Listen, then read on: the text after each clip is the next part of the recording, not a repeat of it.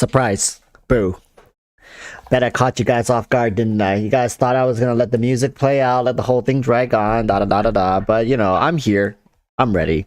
Uh, I, here's the thing I want to get out of the way. All right, when I say spicy, it doesn't mean we have to be at each other's throats.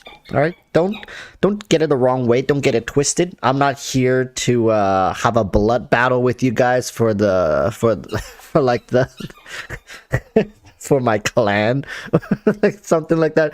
I'm just thinking that, you know, there's a reality out there that all this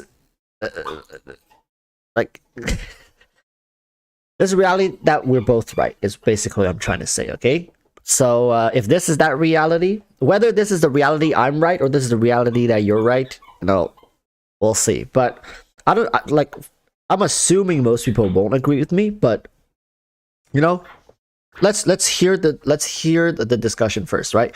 When I say Genshin is getting better, when I say Genshin is getting better, I mean that starting from patch 1.0 to patch 2.0, now to patch 3.0 and beyond. Correct me if I'm wrong. Has Genshin not become a better game overall? The reason most people say Genshin is like bad or it's dying or right, it's because it didn't develop in the direction that those people wanted. But I feel like Genshin as a game as a whole has gotten better over time. Does that make sense? Does that make sense, or am I crazy? This is the stuff that I think about when I take showers or like take long doo-doos. Too much information, but this is the kind of stuff that kind of crosses my mind. It's like, is it really that bad? Is it really that bad? Is it really worth?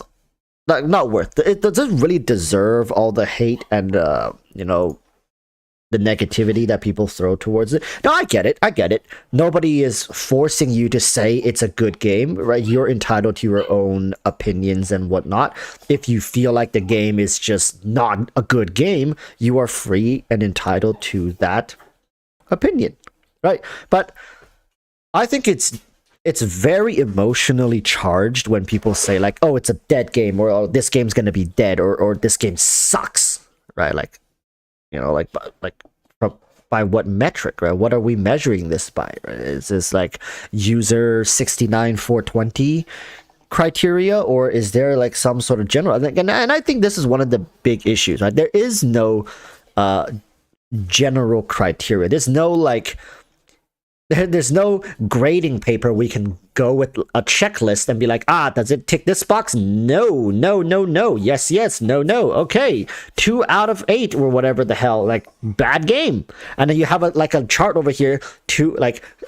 0 is a dead game, 1 to 2 is a bad game. Stuff like it's not spelled out for people. So like everybody has their own metrics. Everyone has their own grading papers. Everybody has their own criteria, and when everybody's grading with different measurements and everybody's free and entitled to their own opinion, you quickly end up in a situation where it's just a crossfire of different opinions, right? And guess who gets caught up in the middle of it all? Content creators. Let's listen, people. If you think this is tough to swallow, this is just the beginning of the stream. Until we get a little deeper. I saw Techie was saying, what could be spicier than my Raiden takes, bro? I'm like the guy, right? If you want some shit to talk about, you go to Walruss's channel, you kind of scroll through some of the videos he's been making, and you just pick a random one, and I'm pretty sure within the first 3 minutes I will have given content creators something to talk about. Not content creators, like anybody, something to talk about. Like, because I give very controversial takes. Is that but I don't mean to do it on purpose, because I don't like to bend to the will of the community, right? Like when everybody is saying the same thing, I like to look at it and be like, why is that? Is it because it's true, or it's gotten to the point where it's like a trend and everybody's just on the trend and following the trend? Now, a lot of people will be like, oh, you're just a trend hater then, right? You're like a hipster. Not quite. When it comes to some things, yes. Because I do feel like there's certain bits of truth to popular beliefs. For example, right? Like you guys love the Raiden discussion. Like just using Raiden as an example, right? Raiden C0, is she a good unit? Yeah, she's a good unit. Is she amazing?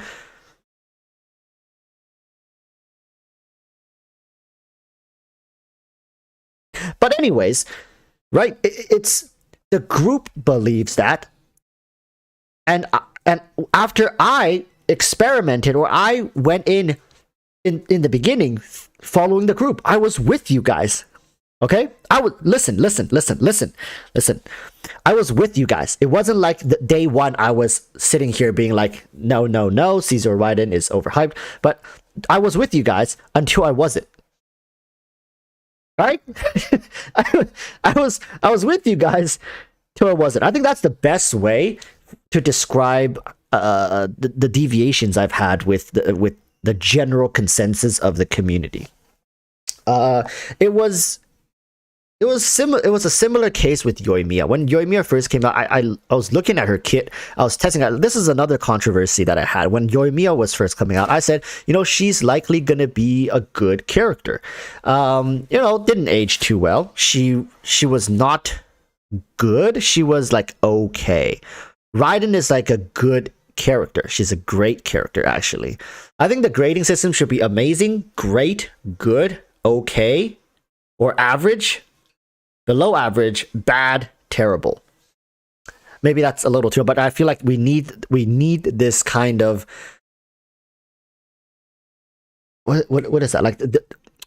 Because I feel like the distance between okay and great is too big of a jump. There are too many characters that fall just in between of good and great. I mean, yeah, just in between okay and great. That's why we have good, right? I think Genshin at this point has characters that fall in every single one of those categories. Every single one of those categories, and it's important to differentiate. At least I think it's important, because when I sit here and talk about stuff, I want to be able to consistently use my criteria. I don't want today I use Jeffrey's criteria, tomorrow I use Bill's criteria, and the day after that I use Margaret's criteria. Then nobody knows what the hell I'm talking about, right? Because according to Bill, C0 Raiden is a T0 SSS tier in the game, right? But according to Margaret, C0 Raiden is A tier. It doesn't make sense. I want to stay consistent, and it's gotten me in a lot of trouble. God damn it.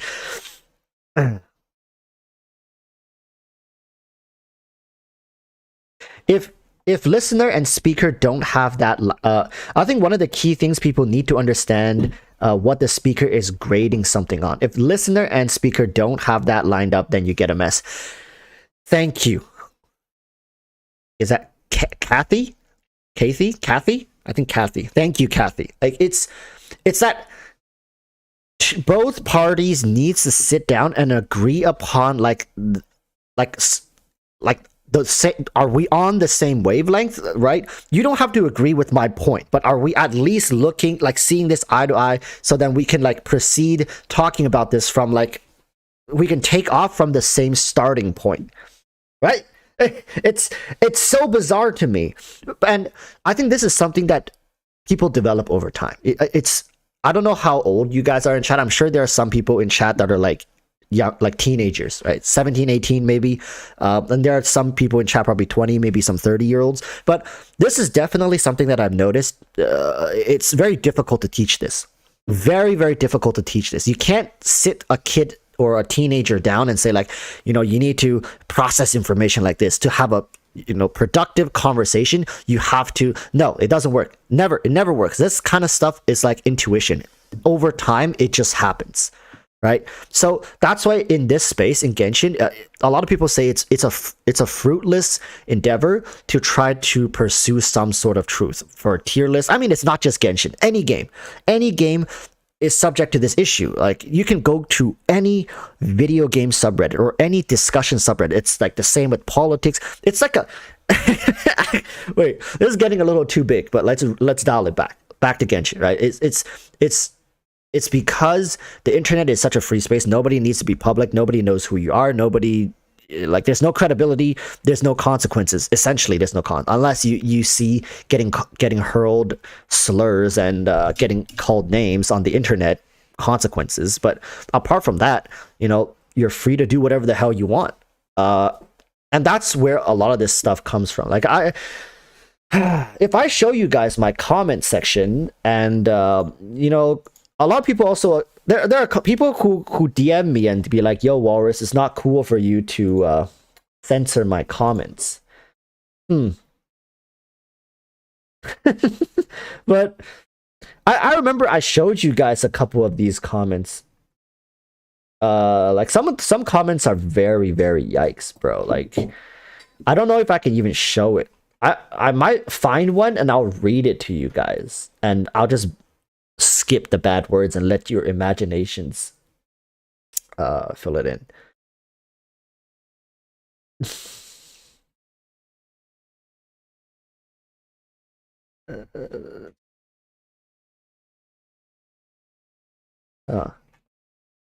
Okay, the recent ones aren't that bad. Sorry, got you. I set this up so well, and then it kind of fell flat on the face. The recent ones, I've been scrolling a little bit here. Nothing too crazy. It's mostly just like the F word and stuff like that, and it got censored by YouTube. I don't know why YouTube is so sensitive when it comes to this stuff.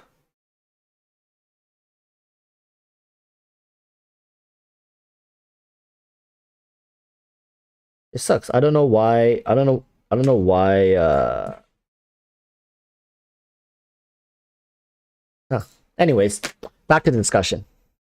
You guys want to see? No, they're like mostly regular comments, some spams, and sometimes people, and it's mostly like just shit, but those those words. It's mostly just that. I can't, like, I'm scrolling through it pretty fast, so I may have missed some funky ones, but they're fine. Like this one, this one doesn't even make sense. Why is it blocked? It's like this one. It says, honestly, I thought about it, and it's smart on Mihoyo to do this. It gives some breathing room on character design, since they don't have to worry about numbers all the time. Why is this one blocked? Like, listen, YouTube is really, really weird, and I swear YouTube experiment with things probably more than Hoyoverse does. So I don't know. Do you have your setting on hold potentially bad? No, I think I have. I just use the basic YouTube filters. There's like some word filters, and that's it. I haven't really gone in and customized anything.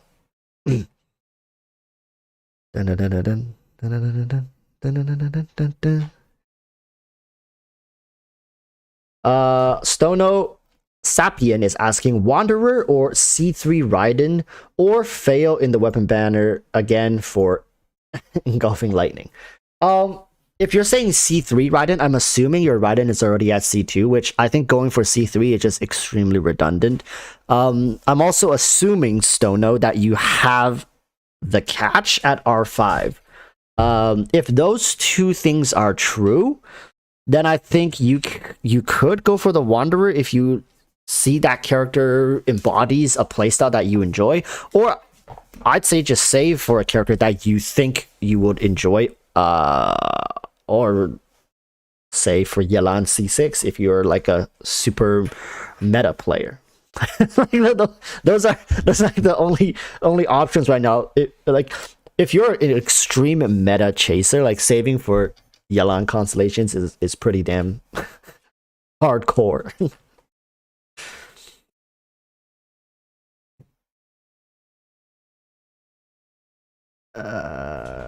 Let's see. Walrus, see Yoimiya and Child in Inazuma.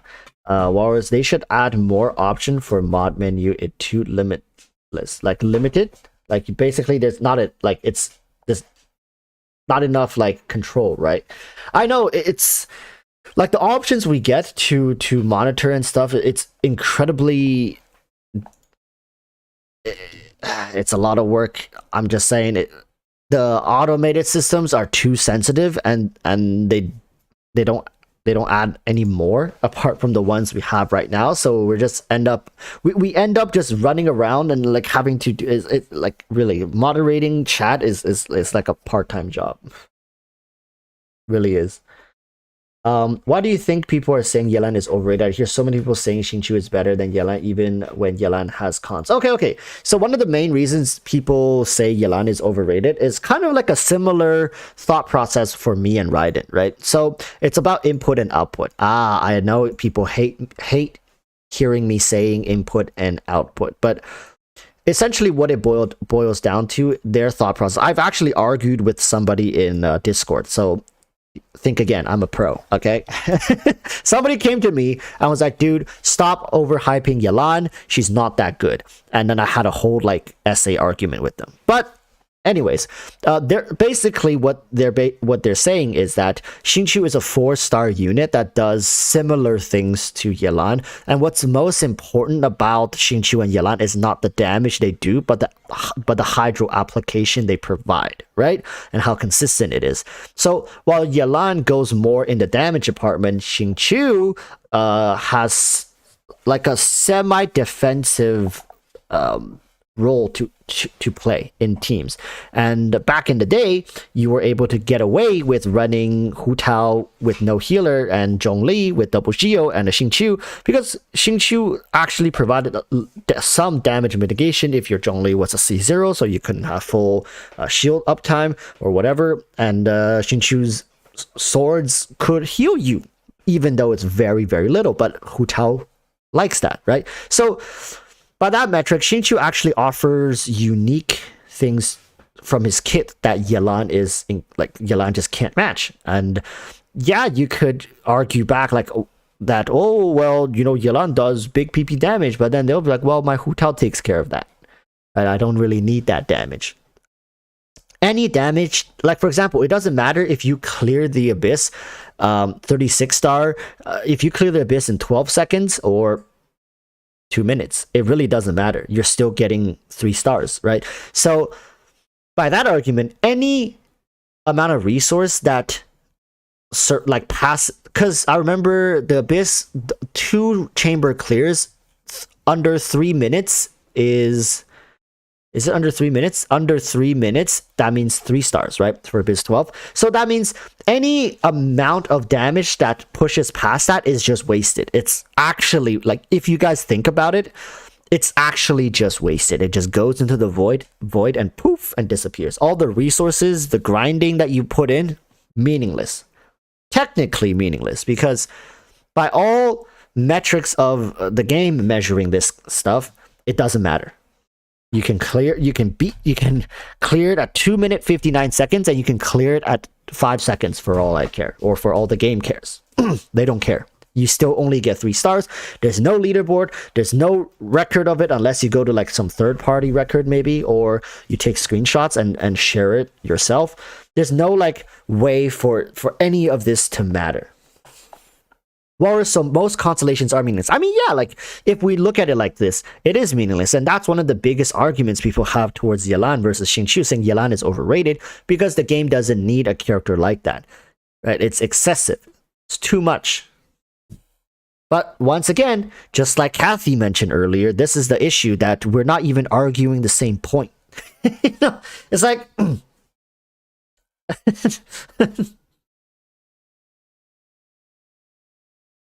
I don't know. It's like one person is saying the Earth the earth is round, and the other one saying like, yeah, I know, right? The sky is blue. I don't know. Or like, oh, no. They have to refute that person. It's like one person saying, yo, the earth is round. And then the person like, no, the sky is blue. And then they just go back and forth arguing their own points without ever listening to the other person. Right? We are saying that Yelan, in comparison to other existing characters, and like, we're not saying, right, does this matter? Is this important to the game? No. Right? We can all agree that, you know, it doesn't matter. At the end of the day, it doesn't matter. We're playing a video game, for God's sake. Like it's a video game. The Super Bowl, does it matter? Okay, I might have pissed some Americans off. I don't think there are that many Americans in chat, right? The NBA, does it matter? Right? FIFA, does it matter? Does any of it matter? Right? Like, it doesn't make sense, right? Why even have this argument? It's about passion. It's about people's interests. You share a common interest, and it's okay to have discussions about it. But people just want to dumb it down, like, oh, it's a game. Oh, you know, it doesn't matter. It doesn't mean anything, right? Like, to you, right? So it's like, okay, I'm. Hey, leave people out of this. I'm from the UK, Ash. But you understand what I mean, right? People can have intense associations to certain things that to others mean absolutely nothing. Not to continue beating on FIFA, but to make an example, Ash. Personally, I'm not a football fan. Personally, I'm not a football fan. I don't keep up with it. I don't know the teams. I don't know the culture. I don't know the history. I don't know anything about it. Right? I don't go out of my way to hate on it, but it's just not my thing, right? It's just not my thing. So, does it matter to me?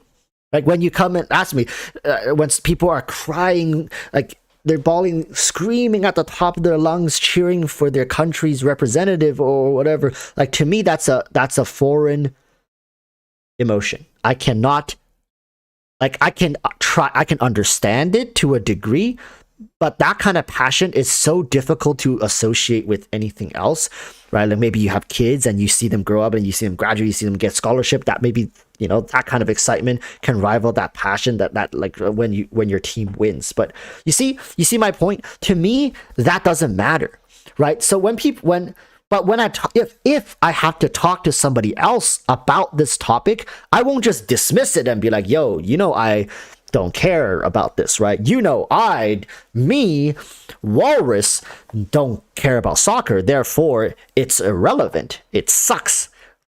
You guys see the problem in that? Do you guys see the problem in that?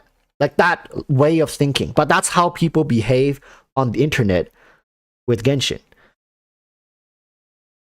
Right? It's like, oh, I don't think it's important, so why should you farm for this character, talk about this guy? Because I think I don't care about 36 starring the Abyss, trying hard, like, because if you listen closely, it's all just me. They don't listen to the other. Like, when they jump into a conversation, their first response is not to add to the conversation, but to interject and bring the attention towards them.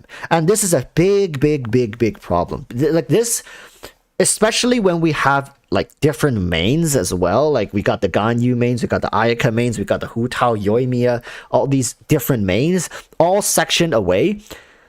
And the first thing most of these people do when they interact with the other space, like people from like another area of the community, is to interject and redirect the attention towards their thing. Like, for example, Hu Tao mains will, like, I'm just giving an example. I'm not saying all Hu Tao mains do this, but for the most others come in, your Mia mains are talking about stuff. Hu Tao mains come in, it's like, but Hu Tao can do like over 1 million DPS per infusion window, and they'll just sit there, right? This is It's very difficult. It's extremely difficult. And bringing this back on topic to Genshin 3.3, right?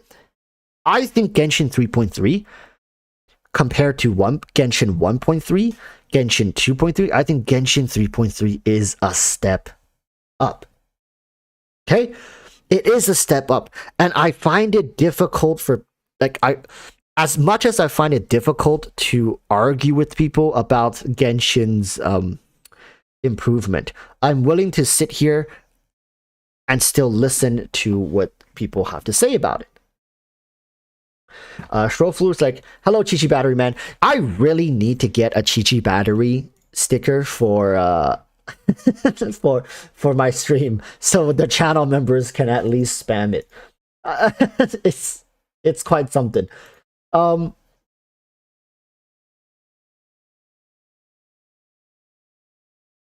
Let's see.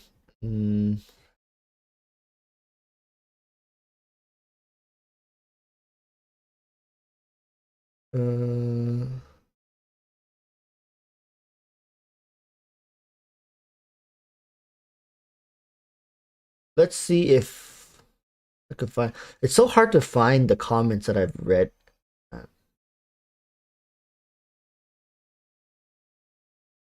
Oh yeah, this guy. So there's a guy who commented, a limited type of game mode that is not endgame content is gonna be over in 2 weeks. It's not even fun. Like, this is period. All right, this man's like, so a limited type of game mode that is not endgame content is gonna be over in 2 weeks. Period. The man is not hesitating at all. He's very sure. It's not even fun. Period. It's not the type of content we want in Genshin. Period. You see, I think if you replaced we with I at the end there, this thing just, like, it just makes sense, right? It's not the type of content I want in Genshin. I'm not saying right now that the card game is going to be revolutionary. It's going to overtake Genshin, even though I did mention it in my videos. Like, it has the potential, right? It has the potential. But is it like, is it going to just die on arrival? Is it like, is Genshin just gonna but I mean, is the card game just gonna because that's essentially what the guy is saying. It's like dead. Oh well, scrape it off the floor, throw it in the trash. All right. Instead of that dumb card game, they can't just give us a damn end game. Well, Yuki, here's the thing, right? Like, I've said this in the past in bits and pieces, but to summarize is that it's almost impossible to create an end game that can service the community indefinitely. It's impossible. It just can't be done.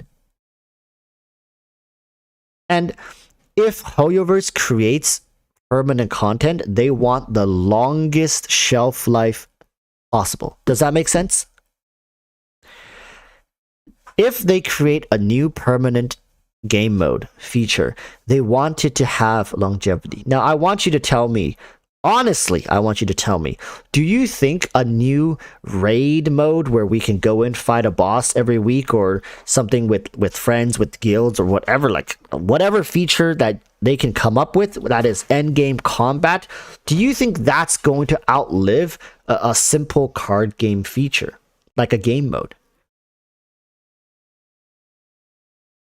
Right? Like, no, be honest, because we have games like Tower of Fantasy. Listen, Tower of Fantasy didn't even last long enough. Tower of Fantasy didn't even last long enough, like, for Sumeru to finish. Like, to all the people who says, yes, that's going to last, have you guys tried staying consistent with the grind for like 3-4 months, day in, day out, just grind the same thing? Remember, it's the same thing. You just come in, you fight this boss, and you collect your thing, you throw it on your character for some upgrades, and you're out, and you come back next week, you do the exact same thing.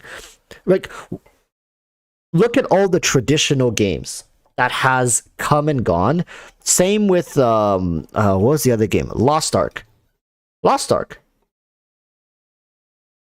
Right? Lost Ark had these amazing bosses, dungeons, domains that was like, oh, pitted you against some of the most challenging bosses you could have ever imagined you could face off against in a fantasy RPG. How long did that last? When I say how long, it means like how long did the popularity, how long did people stay excited for that? Sure, a small group of people stayed behind in that game and continued grinding till this day. It's been, I don't know, like 10, 11 months. Right? It's the grind. Why do we call it a grind? Why don't we call it like, oh, it's the fun time. It's a grind. The last time I checked, grinding does not sound fun. Right? It doesn't sound fun because if it's fun, you wouldn't call it grinding. It's a grind, right? Zenda says, don't we grind Genshin too? Well, you do grind in Genshin, but guess what? Hoyoverse makes it very damn hard to sit there and grind for the whole day, right?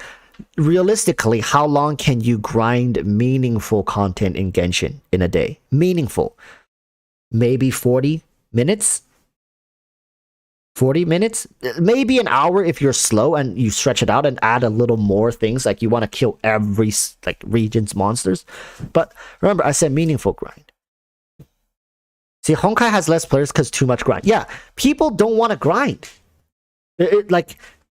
Sorry, I already missed the comment that I was responding to originally. Let me scroll up. I need to address, I think it was Yuki, right? That was the name. Yuki. Yeah, instead of that dumb card game, they can't just give us a damn end game. So Yuki, to not to like put you on the spot, but like to summarize, it's not that they don't want to, it's there is literally nothing they can do in the form of combat endgame that can last.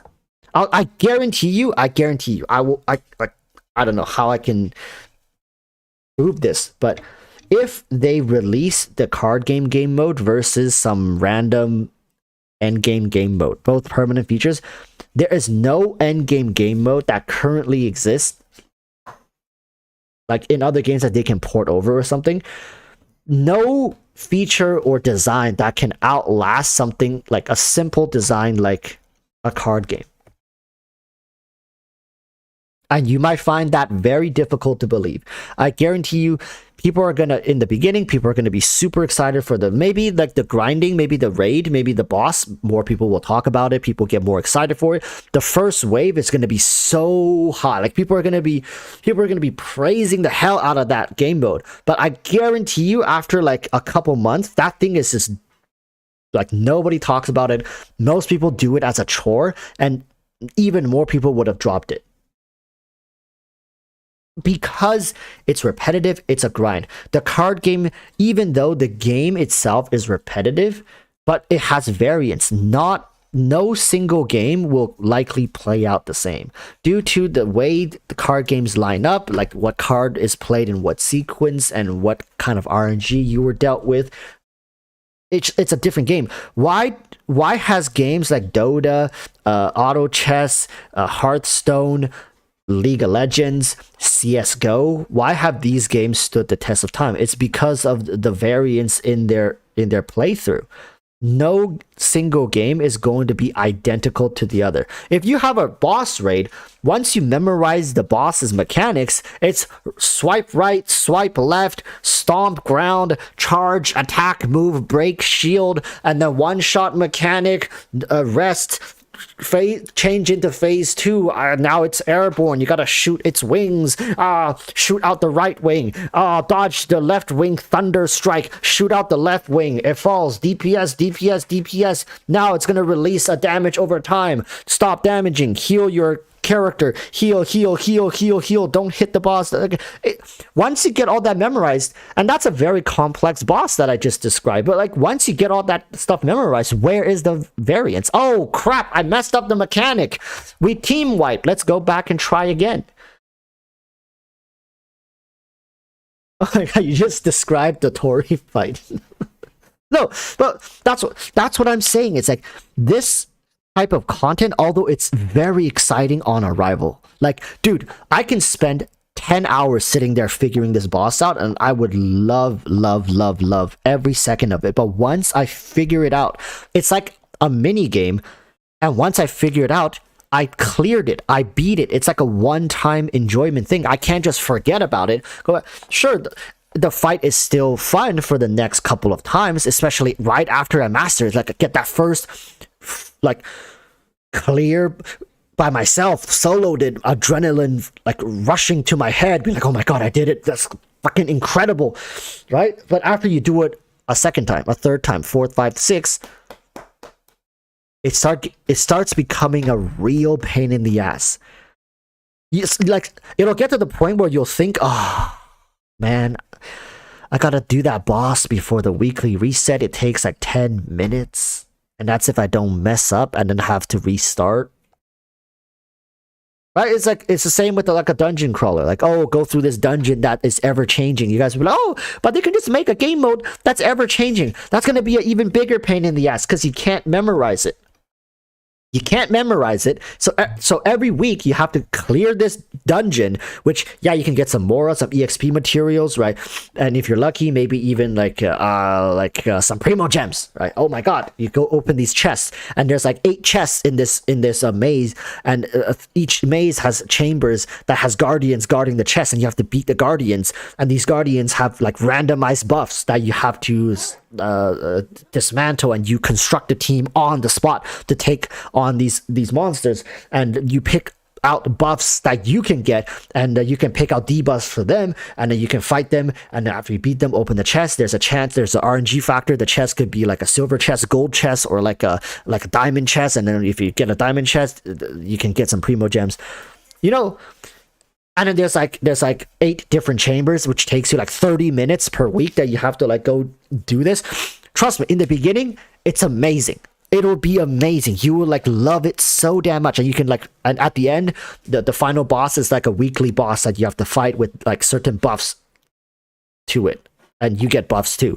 So you can fight like Dvalin, you can fight like La Signora, you can run into Raiden Shogun, and if you can beat them within a certain time limit, it's guaranteed to be a diamond box, and you get some Primo Gems.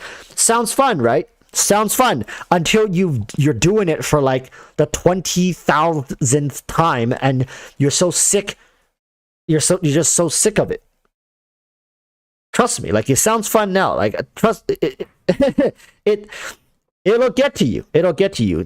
The proof is all around us. All the games with the grind, with the end game bosses that are super fun and interesting, with like many different mechanics, high risk, high reward bosses.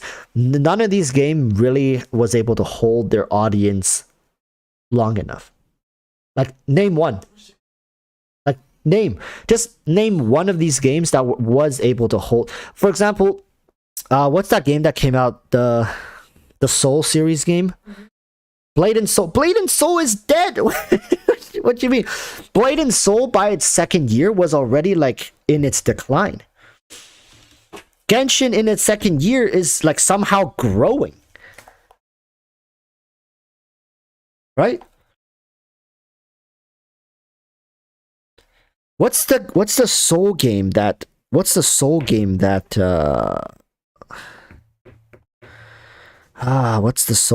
came out? Dark Souls? Is it called Dark Souls? It's not Dark Souls. Elden Ring. Yeah. Elden Ring. Elden Ring is a great example. When Elden Ring first came out, that game was huge. People flocked to it. They loved it. But how many went back to clear it the second time, third time, fourth time, fifth, sixth, seventh, eighth, still playing it to this day, every day? Gotta make sure to log into Elden Rings, do my stuff. A lot of this stuff is designed for like that first experience. They're catered to people who want a one-time phenomenal experience, right? You go in, it's like going to the movies. Get your popcorn, get your snacks, sit back, relax, enjoy the show, right? That's like, but like,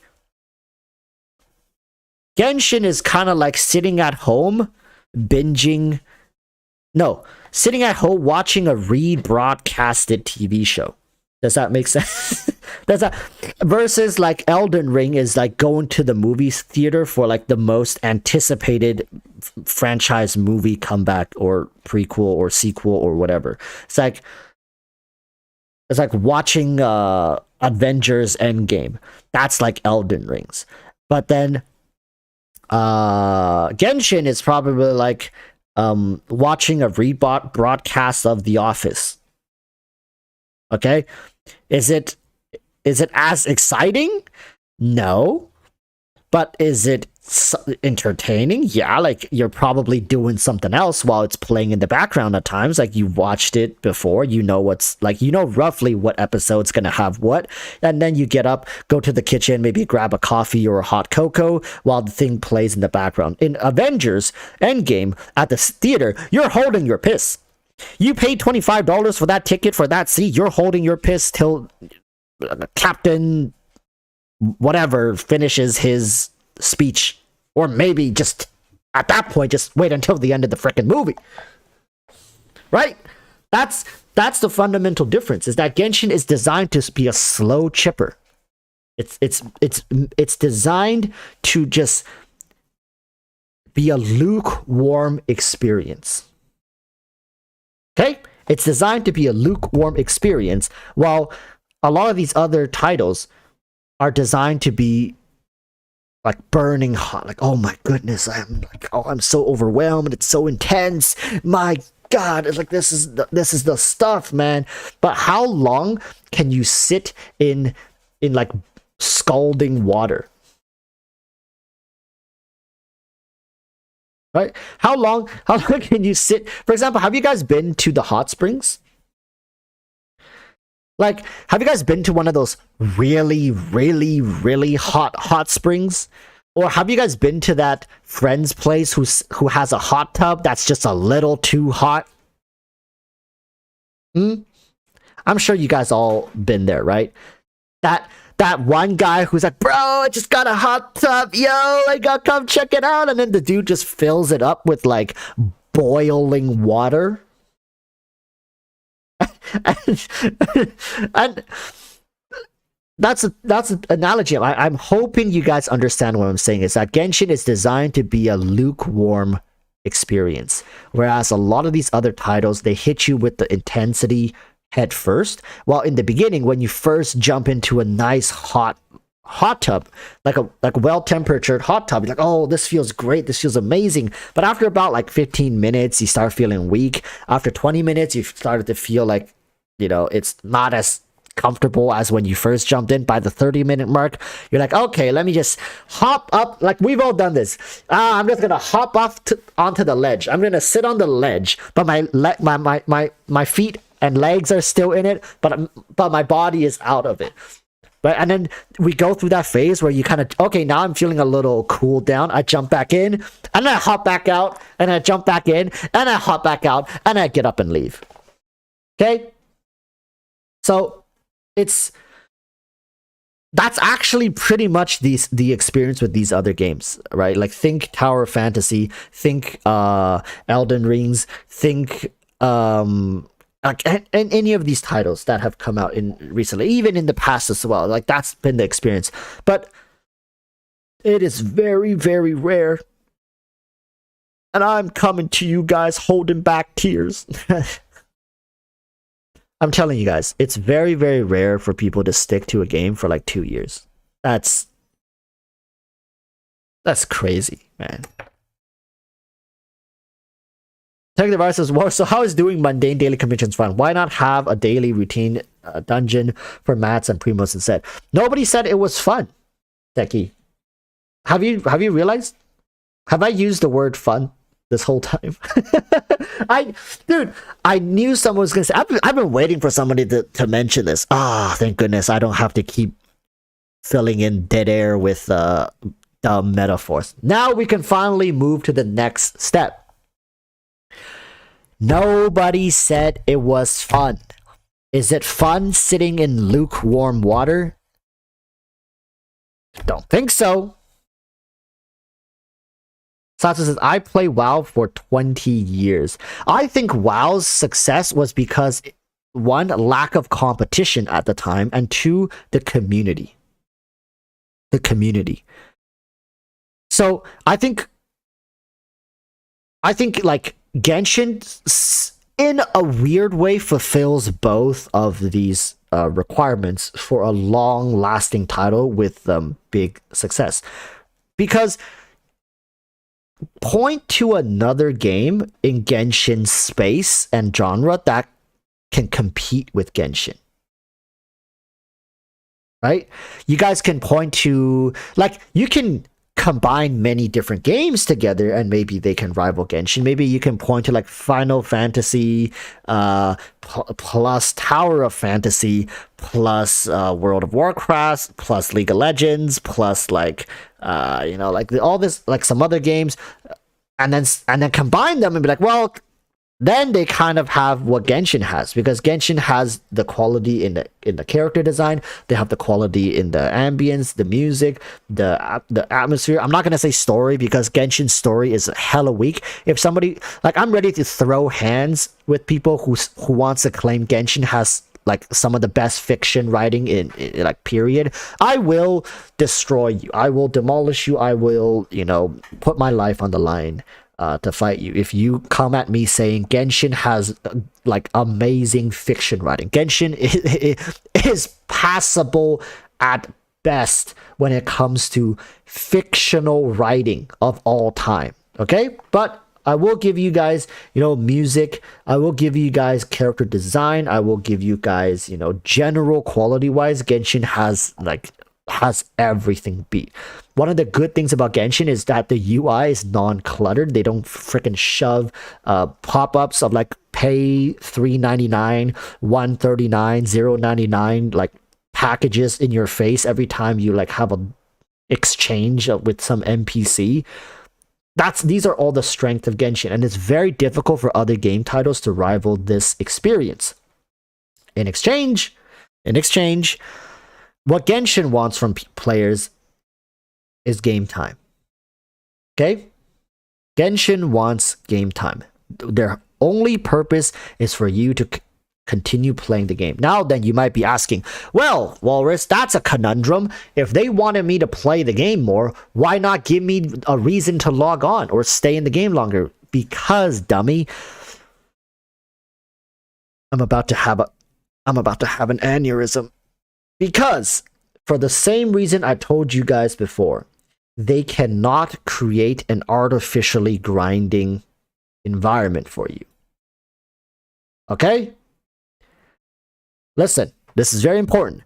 If Genshin comes off as like a demanding game, like, oh, you like, we're not gonna force you, but you maybe should log in and do this, right? Run this dungeon, run this domain, and get your daily stuff collected, or come in and collect your daily rewards. There's a calendar.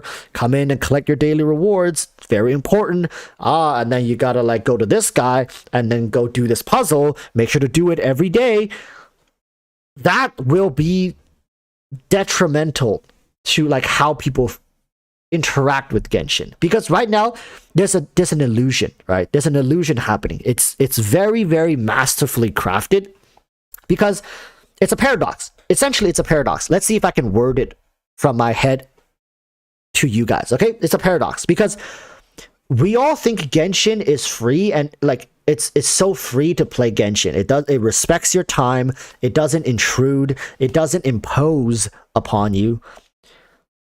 But at the same time, it's a game that has consumed many of our lives for the good part of a couple of years at this point. For mine, 2 years plus. For some of you guys, maybe a couple months. For some of you guys, maybe almost a year. Like, it's... And then you look at it like that. It's like, can you really say that this game respects your time when it's been slowly siphoning it away bit by bit, and you do it willingly, right? Not you, we do it willingly. We actively come out and say like, well, Genshin, 10 minutes a day, 15 minutes a day, that's all you need for Genshin Impact. You know what that sounds like? That sounds like addict talk. I'm just saying. I'm just saying, it's like 10 minutes a day, that's all you need. 15 minutes, get your Genshin fill done. Like, oh, did you guys do your Genshin commissions today? Burn your resin? Good for you. All right, moving on to something else. It's like, look at us. Look at us. Look what they've done to us. Gacha game in a nutshell. Bro, I've quit 4 other gacha games in the span I've played Genshin. Listen, ever since the day I started playing Genshin, I think I've played AFK Arena, I've played Cookie Run Kingdom, I've played Tower of Fantasy.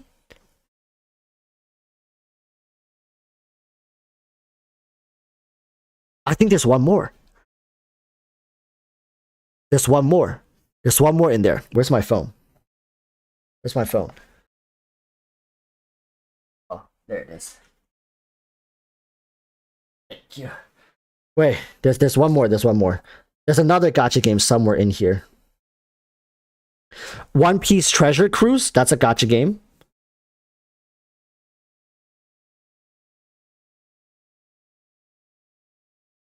I think that's it. Honkai Impact. I play Honkai.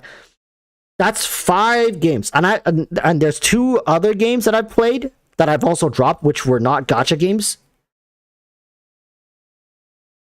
What? What the? How does Genshin do it? And listen, you guys might be saying, "Oh, Walrus, the only reason you still even like log on to Genshin is because you, you're a content creator for it, so you can't quit." Look, I don't do much in Genshin, all right? That's the thing. I don't do much in Genshin, and it hasn't affected me whatsoever. Like, the fact that I barely do the events in Genshin, and I can still enjoy what the game has to offer, and the featured characters and all that stuff, and it's like just playing the game how I want to play it, is the only reason I'm still playing this game. If Genshin started demanding, like, look at my resin. Right? Look at my resin. Right? I have 36 Star of the Abyss this time. Oh wait. Oh wait. I gotta go talk to this guy. Hold up. Think that means you're just like, yeah, like I'm addicted to gacha. Like I enjoy the gacha feature, but like how come the other gacha games, how come they can't keep me? How come I like, like those other gacha games I've played like ones with PvP in them, I played ones with leaderboards in them, I played one with like endless endgame grinding. It's just grind after grind, no limit, just grind, log in, grind. You can log out whenever you want, but then people are going to overtake you on the leaderboards, you're going to fall to a different bracket. It's just, I can't do it. I can't. Genshin levels the playing field. Sure, there are whales, but I don't have to see them. I don't have to compete with them. I don't have to interact with them if I don't want to.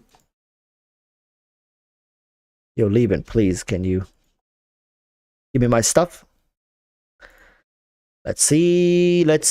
Ooh, confirm.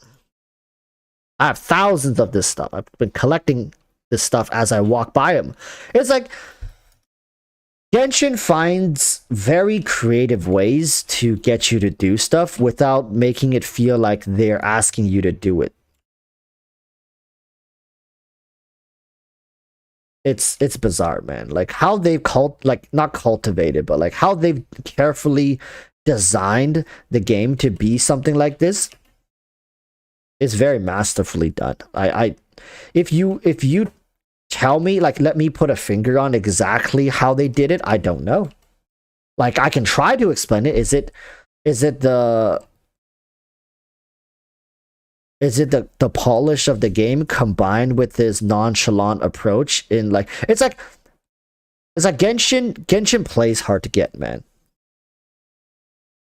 I don't know how else to explain it. Genshin plays hard to get. They don't ever shove things in your face. When a character banner comes out, they don't freaking pop up like 20 things. Like when you first log into the game, they don't have like 20 different things that pop up and like clutter your UI. It's up to you if you want to go interact with this stuff. If you miss a banner, you're gonna regret it. Hoyoverse doesn't give a damn. They don't need to shove $1.99 down your throat every other second. They don't need to shove the monthly pass. They don't need to shove things down your throat. Right? It's there if you want to see it. Like you can click this. Oh, look, go in. Wow, look, BP level 12. I'm so goated. 5 days left, people. Right? They don't need to get you to do this stuff. They don't feel desperate. That's the thing, right?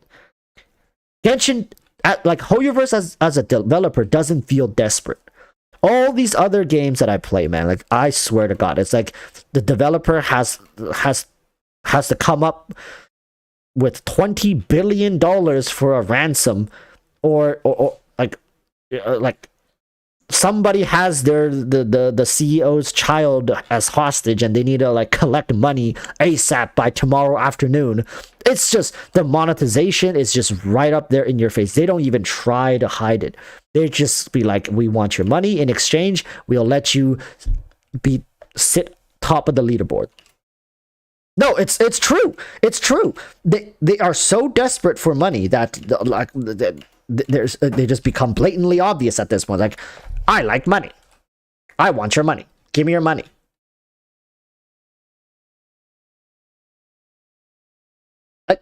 Recently, I've been playing this game called Nikke. I'm sure you guys have heard about it. They have ads everywhere. My roommate plays it. My friends that I meet up with every week plays it, and I checked out the game Nikke. It's basically the one with the anime girls shoving their asses in your face. Yes. I picked up Nikke. Yes. I tried the game out. It's fun. Yeah, it's fun. I don't have to play the game. I don't gotta play the game. Listen. Nikke is a full-on visual experience. Play it on stream? Sorry, I can't. I'm gonna get demonetized. It's an idle game. Yeah, I barely have to play the game. But I can guarantee you, I will sit here and I'll guarantee you, I will drop that game before Fontaine comes out. I guarantee you, that game will be in the dust before Fontaine comes out. And for some gosh darn reason, I'll still be logging into Genshin, not even doing my commission on some days, just to watch Raiden watch a bird flying away for the 20 millionth time. You gotta... Why? I don't know. Maybe it's because Genshin plays hard to get. Maybe it's because Genshin acts like, or the developers in Genshin pretends like they don't care if you leave or stay. Hey, leave. Like, see if we care.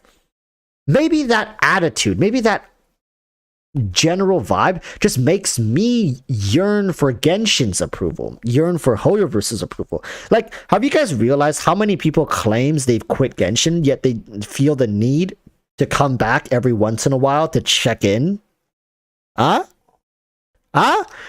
Sounds like someone who got dumped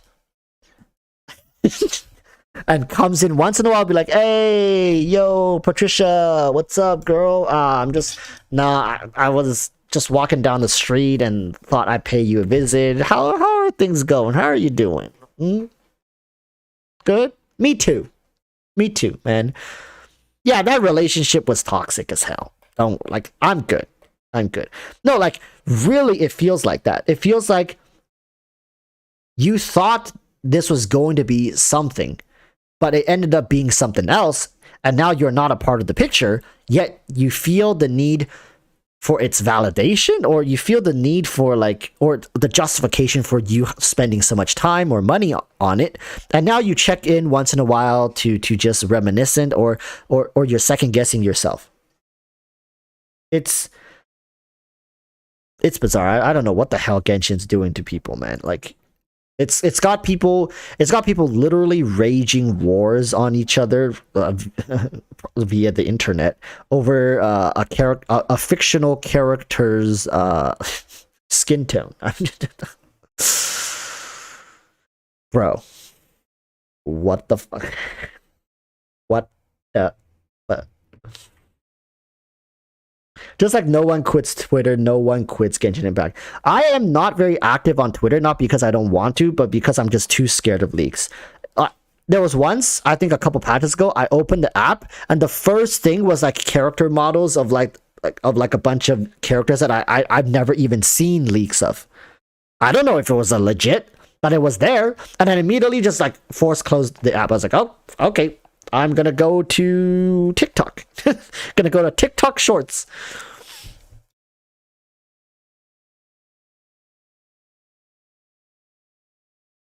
Twitter and TikTok don't know how to put. Well, the good thing about TikTok is my For You page is all just random ass people doing random things. I make it a mission to stay away from all Genshin content on on TikTok.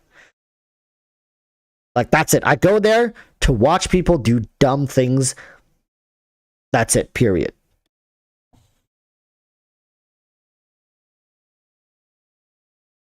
So when people say the Genshin 3.3 is boring, Genshin 3.3 is bad, I don't know, because I measure Genshin 3.3 to Genshin 2.3 and Genshin 1.3. I don't feel like it's fair to measure Genshin 3.3 to Genshin 3.2 to 3.1 or 3.0 because that was when Sumeru came out. I compare Genshin 3.0 to Genshin 2.0, 3.1 to 2.1. I compare Raiden to Nahida, right? I compare Scaramouche to Zhao, to Ito, because those are the counterparts. Those are the things that Genshin and HoYoverse has tried in the past to achieve something similar. Like, you bet I'm going to be taking a look at Scaramouche and his kit and how it flows in comparison to Ito's kit, because Ito was the previous dedicated mono hypercarry, and immediately I already see pros in Scaramouche's kit is that he actively invites characters of other elemental typings into his team. So, like, can you really call Scaramouche teams mono carry teams? No, because there's literally a skill or a passive in his kit that invites non-mono playstyles. So, like, HoYoverse is really taking a character and maximizing not maximizing, but playing towards the strength of their elemental typing. Anemo needs Swirl. Without Swirl, Anemo is a very boring ass element. It's just wind. It's just strong air, right? Playing towards Anemo means playing towards Swirl. Playing towards Swirls means interactions, reactions, synergies, right? So it's great seeing how HoYoverse continuously compound the knowledge they've gotten from previous character designs. Yes, old characters are just going to have to stay crappy. Am I still holding on to the copium that they're going to one day buff Zhao, redesign his constellations, revive La Signora? I'm sorry. We shouldn't be talking about La Signora. I know there are people still healing from the wounds that Raiden's single strike dealt almost a year ago. But you know, like, I've stopped hoping for that stuff because, like, it's not healthy. Like, I would be lying if I didn't say I sat in front of my computer typing out a legitimate 3,000 word essay on why Kaching needed a buff. Yeah, laugh at me. I have no life. What a nerd. Yes, I did do that. Yes, I did. But you know what else happened? Kaching got a buff. Well, not Kaching directly, but like an indirect buff. And she's good now. She's fun to play. And I'm not going to hold on to the copium that miracles happen twice, okay? Satsu says, hey, you and your Kaching videos is when I started watching you. Yeah, so people, like, some people here still knows that I used to be a huge Kaching nerd. Mostard says, woohoo, 19th month. I love you, Walrus. Mostard, I love you too, man. I love you too. 19 month. 5 more months. So what month would be the 2-year mark? December? January? February? March? April. April will be your 2-year mark. Wow, 2 years. 2 years. Can you believe that? We've been sitting here talking about this game for 2 years. How much has happened? Look, I've released almost a video every day. If you guys want to see me, like, see what I was, how I looked like, you know, how I was maybe feeling on a certain day, you guys actually have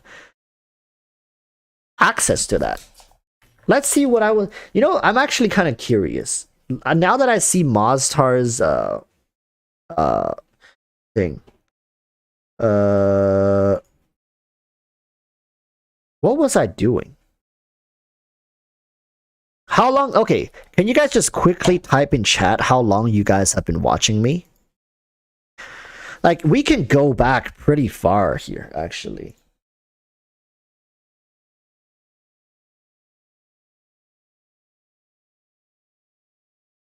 Like, this is some of the recent videos, right? Like, you guys can see my thumbnails have changed over. Like, oh yeah, here are my Tower of Fantasy videos. I have a video for Tower of Fantasy coming soon. Not a good one, but, you know, a video. Oh, this is when I was using, like the weird background. This is when Yelan was here. Zhao rerun.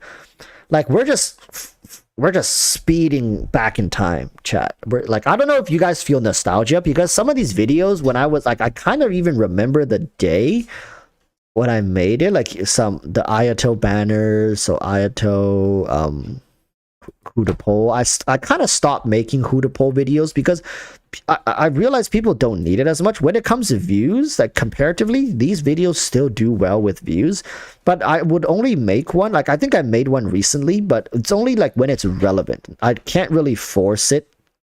Oh yeah, Lost Ark. This was my Lost Ark era. This was 9 months ago, chat. Ganyu versus Aika. 49k. You see what I mean? Like, these kind of videos, they pull in good views, but like I can't keep forcing myself to make it. Insane DPS Ganyu.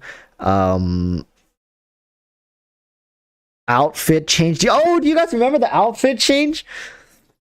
I made a video about the outfit change.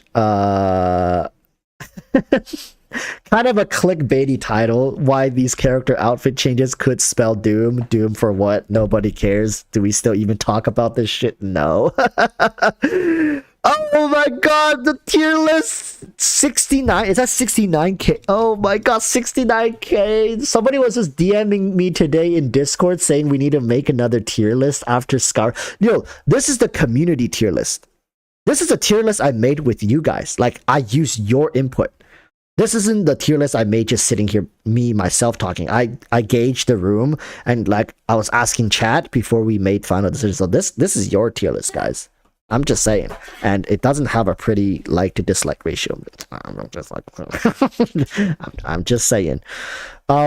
This is when Yunjin came out. Oh yeah, we're back to the Ito era. Like, this is CN Ito drama. Oh, do you guys even know what this is? I remember what this is. Do you guys remember what this is? It's basically when people were complaining that Ito was so much better than Zhao. People like in CN, I kid you not, people in CN were molding. They were saying like, how can you release a character like Ito without first fixing a character like Zhao? Or why, like, and then they were saying like, oh, that's why we pull for new characters and not old characters, because Ito is just straight up busted compared to Zhao. And he is. He is. Anyways. Eula.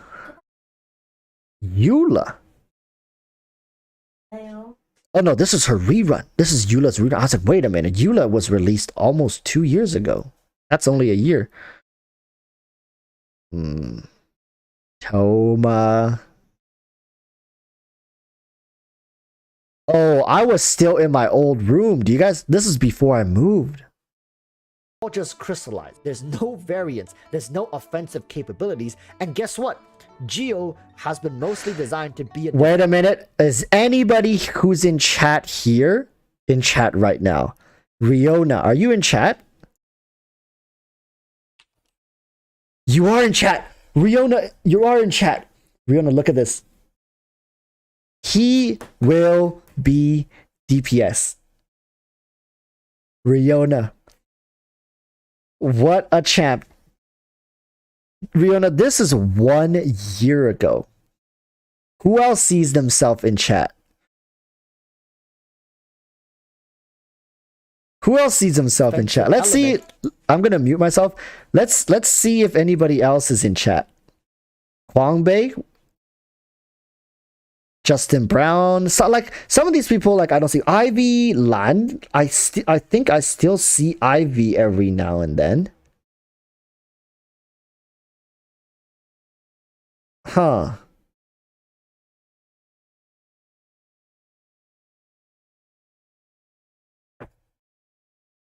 But yeah, like you guys never know. Like I think I'm gonna be here a year, 2 years, 3 years down the line. So maybe videos we make now, like people will just pop up.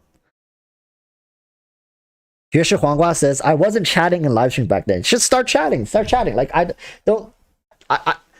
I never pick on people. At least I hope I don't pick on people. I don't put people on the spot. I love to have conversations with you guys, but that doesn't mean I want to like bully you guys. I never once harassed anybody. I hope not.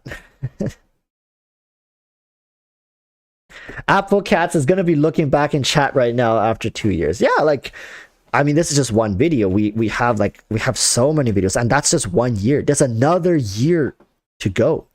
Community toxicity. Who you are versus who are you. What, like that thumbnail looks so scuffed. Oh.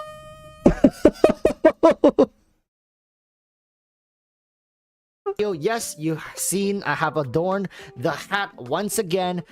It's not as meme as... Wait, let's see how many people are still here. I don't think I see many of these people anymore.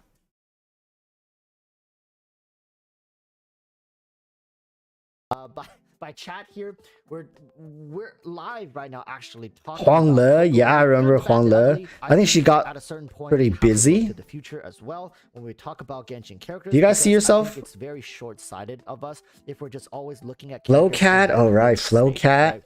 GC Dubey.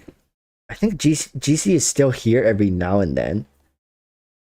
Remember when he first was revealed to the world, where people start picking Bennett up, where it's like, wow, what the hell is this character? It's kind of trash, you know what I mean?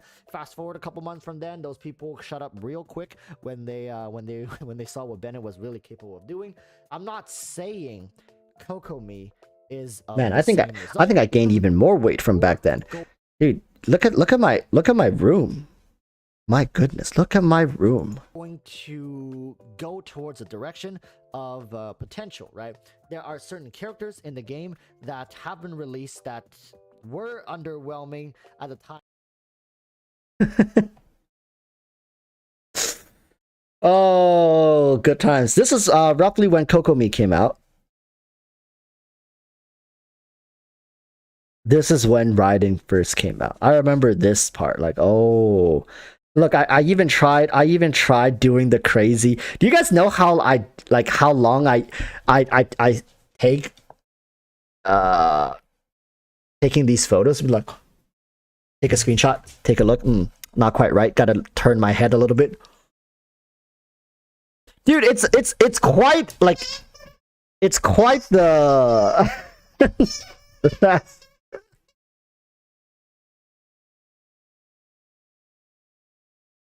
Oh my god, Jabba, no! Man, this is starting to get really old. I remember, dude, I was so hyped for Genshin 2.0. I was sitting here waiting and I was like, you know what? I just decided to make a video.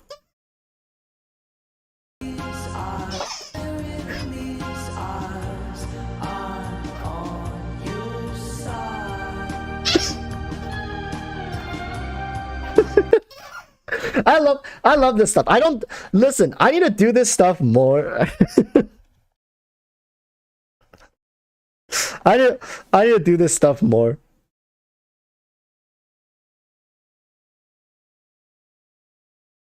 Oh, this is the first tier list. You guys have no idea how much shit I got for this tier list. My god, I damn near self-imploded after releasing this tier list video. Well, I think it's the most viewed video on my channel.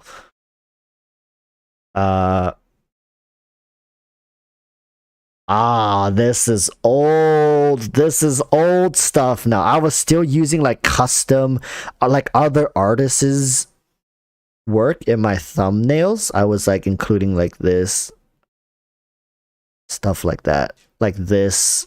You know, I usually don't include them. Eula in hindsight. I remember that. I remember I wanted to decide. No, I was deciding between having Eula facing us for the thumbnail or like looking at Eula from hindsight. Get it? Get it? Like Eula. Why am I explaining this over a year later? But like, I hope people understood the reference. Eula in hindsight, you know? Okay, I'm gonna move on now. This is when Beluga-chan was still okay with showing up. Look, we do you know when we when we I remember because we had to take like so many photos to get this thumbnail because like the angle, the height differences, the lighting and stuff like that.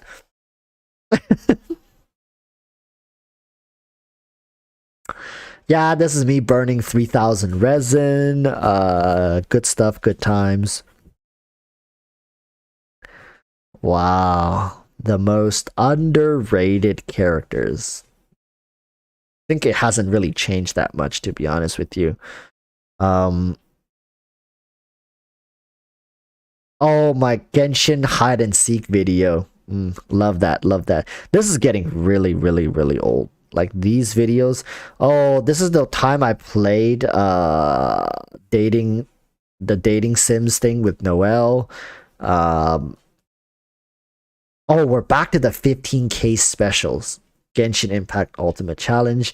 This video, to be honest, is one of my more creative videos, but watch at your own risk. Oh, this is so old. Thank you for 10,000 subs. Q&A. I think I answered a lot of people's questions here, especially I think the one about what, like, how did you come up with the name EroticWalruss? EroticWalruss. And then we keep going back when Zhao first came. This is patch 1.3. This is like, see, this is where Genshin came from. Back then, like, what did we have in this game? Nothing. People were so busy and distracted by the meta, what was good, you know, these new characters and how the game was developing to really see the flaws and like how little we had. I'm sure people felt it. Till this day, I think the dry patch of patch 1.3, 4, 5, and 6 were like the worst. Thank goodness they had the Golden Archipelago in between that.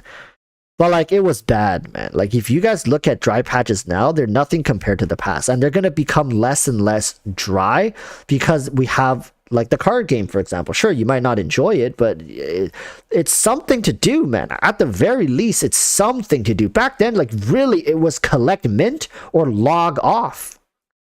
Really. Hu Tao, yes. Yes, I know. I was Trend chaser. What your Sealy color says about you. God damn it. What was I doing back then? I think this was in an era of my content creation. I was just like trying everything and seeing what sticks, right? Like I was okay doing character reviews. I was okay doing like these kind of videos, reaction videos, guide videos. I think a lot of people started off with guide videos. Some people decided to continue with guide videos. I think during this era, Braxophone. Do you guys know Braxophone? How many people here know Braxophone? During this era, Braxophone was like a couple thousand subscribers above me doing guide videos. Like his guides back then were like handcrafted. I mean, they're still handcrafted now, but you know, he was still trying to figure things out. So like Brax and I used to talk a lot during this era of our content creation. Like every other day, we had stuff like other content creators. We're just all talking. We're just trying to figure things out, reviewing each other's thumbnails and stuff like that. Oh, I miss those days. I miss those days. It's great to see where people are now, but it really makes me miss those nights where it's like start talking at like 10 p.m. and you finish talking at like 4 a.m. and it's just like all about YouTube and stuff like that.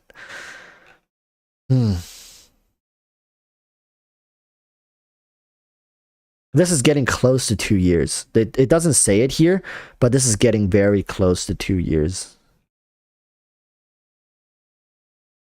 Zhongli demo reaction.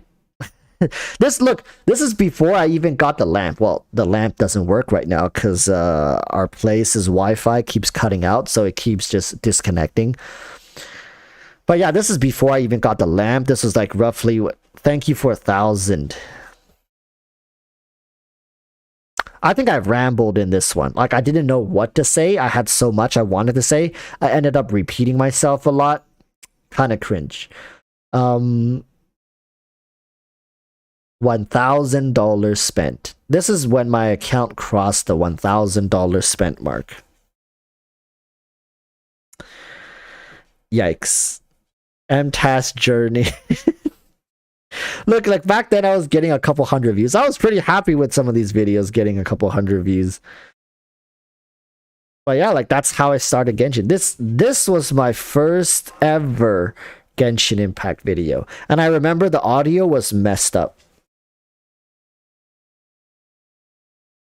And I remember the audio was messed up, so I couldn't really do much. Like, it's so quiet. Like, I can't hear anything. Like, you won't be able to hear anything unless you wear headphones and crank it up to the max.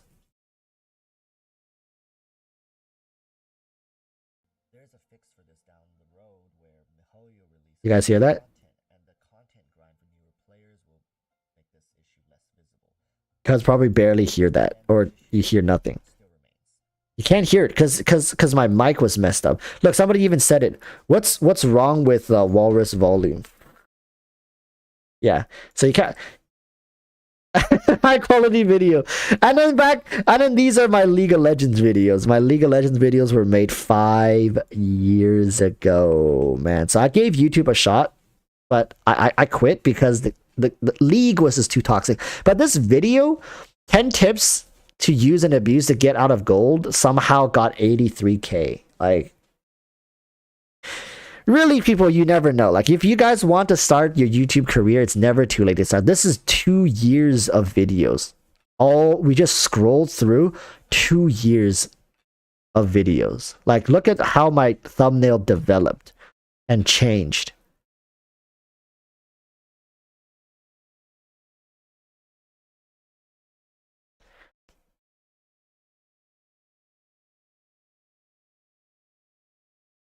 Wow, 2 years, just like that. We just scrolled through 2 years. That's 2 years.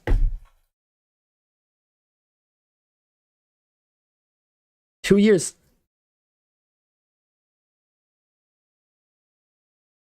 I mean, my thumbnails now probably can still use more work. They could be highlighted better. They could pop a little better.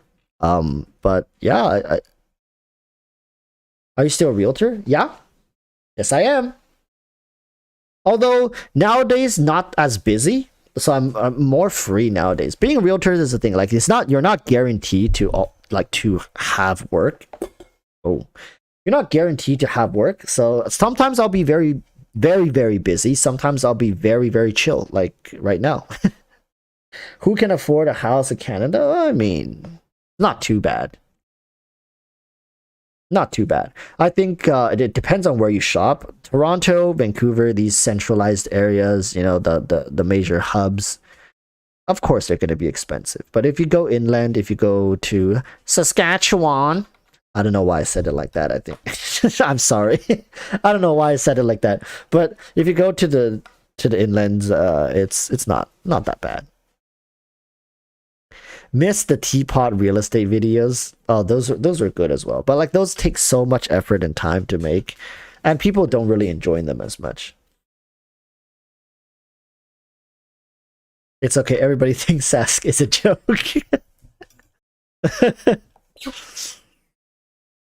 The thumbnails are definitely more polished. Thank you, thank you. I mean, I study a lot of other people's thumbnails, and less is more is basically what I've come to realize. Like, stop italicizing things, stop doing this, stop doing that. Just keep it simple, make things pop.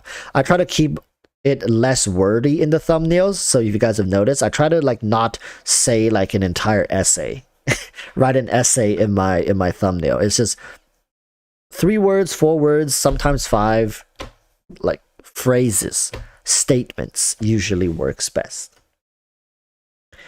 Yeah, I do. Of course, you know, clickbaiting is just part of like, if I want to have a conversation, I need people to have a conversation with, right? Like I can't have a conversation if nobody wants to watch the video. So first I got to get people to watch the video, and usually I have to say what I want to say in the first 2 minutes. So at least I can have people, you know, if they want to give any inputs, like, you know, they've at least know where I'm coming from. Take the Virus Wars, will there be another Genshin type game that will come out? You see, this is the beauty again. Take the Virus. This is once again the beauty. You might think I'm stroking Hoyoverse a little too hard, but this is the beauty, right? It's very difficult to have another game like Genshin come out because they can never compete with Genshin. If it's another casual focused game with good graphics and, you know, a decent story with music, landscape, why start over? Right? Like, you have to think about this from a competitor's standpoint. What do they have? What can they have in their game that Genshin doesn't? Once Genshin is dead, no one would subject themselves to this again. Stop. Please, stop. Like no one will subject themselves to this experience again. Once Genshin comes and goes, like I don't doubt people will try to replicate Genshin's success, but you have to understand Genshin is like a Venus flytrap for weebs.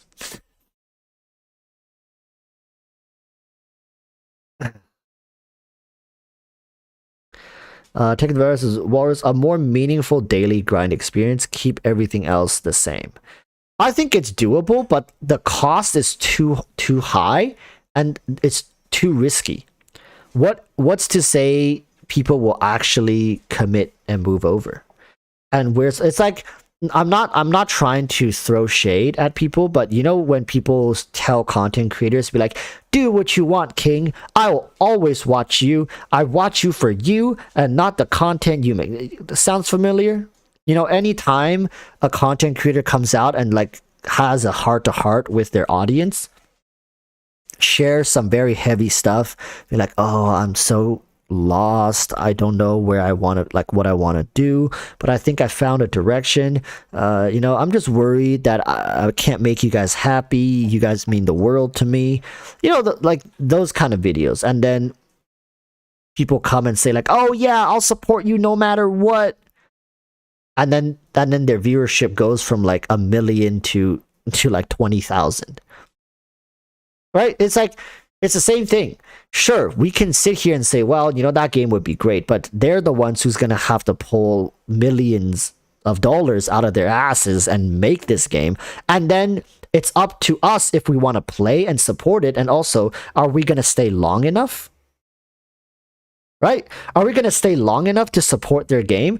Like, are they also going to get tens of millions of players in their game? Probably not. So like the risk is too high. It's not realistic for them. It's not realistic for any developer to take on this risk. Genshin took this risk because nobody did it. There was no competition. But Genshin is such a strong force in this space. Like, it's not like Genshin only has 200,000 players. They have like 8 to 10 million active players. How are you going to compete with that? What can you possibly do that can make people who have committed like years of their life to this game to just jump ship and leave? The first thing they have to do is rally enough content creators to their side, because content creators can move mountains of people over. At least not permanently migrate them, but put your game on the radar. Right? That's the first step they need to do. Get like all the content creators talking about their game, making videos about it, getting excited for it. And to do that, they need to have interesting gameplay at the very least, or like pockets as deep. I was about to say something very inappropriate, so I'm going to take that back mentally and say something very non-profound.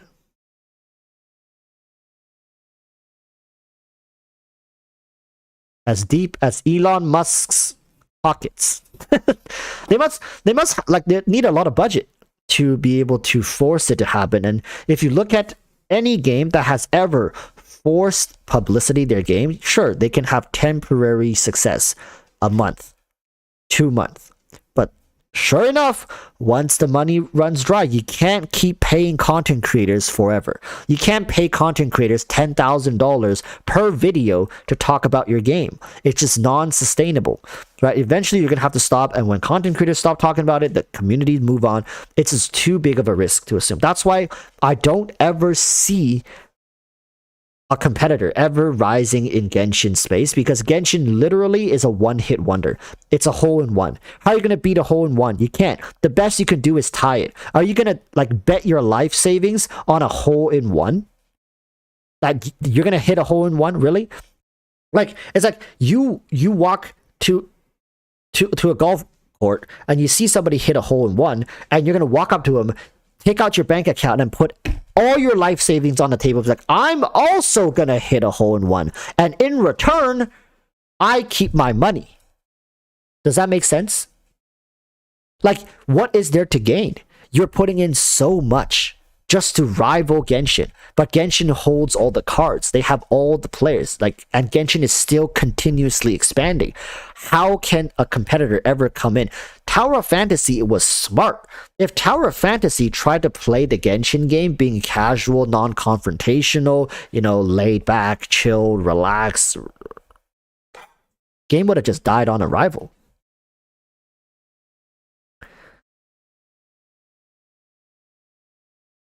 Right? So it's Warriors Genshin will end eventually. I don't think any other Warriors games will reach its success. And they don't really have to. I think Genshin as a cash cow will serve its purpose over the period of its existence. And, many people would say like, well, not going to fall for that again. And good for them. Good for them. Because I think what's the most important is what Genshin has done for the space of this genre. Okay? What Genshin has done is Genshin has proved that there is an audience, that there is a lot of money to be made if you put out the right product. Okay? If you follow the chance of the player base, maybe, just maybe, right? Maybe, just maybe, you're gonna strike gold, just like Hoyoverse did. And maybe the chants of the players are not even like outspoken out loud. I think Genshin was a game that, like, sure, a lot of people would credit its success to the time it was released. Like, oh, they came out at a time when there were no other games out. We were all in lockdown. You know, we had nothing else to do. People were bored. And long came Genshin. I think that's definitely one of the reasons why it was successful. But that's no reason for it to have sustained that success for so long. It's one thing to get lucky. It's another thing to keep that luck. Walrus, a bigger developer can take the risk. Maybe Tencent, Honor of King's World. Yeah, like Tencent definitely, like Tencent does have the budget to do it. But I don't know. Like Tencent is a company that nowadays I see them buying more IPs because it's cheaper, right? Like think about it from a business perspective. Is it cheaper to develop the game on your own or to buy someone else's already developed game that you see potential? That's the kind of company Tencent is. Tencent is so damn rich and they're so powerful right now that they'll just outright buy something that already exists. I mean, when was the last time Tencent spent money, a lot of money developing something? I mean, sure, they probably do or have, but I don't know. I don't see Tencent developing something that's of this scale.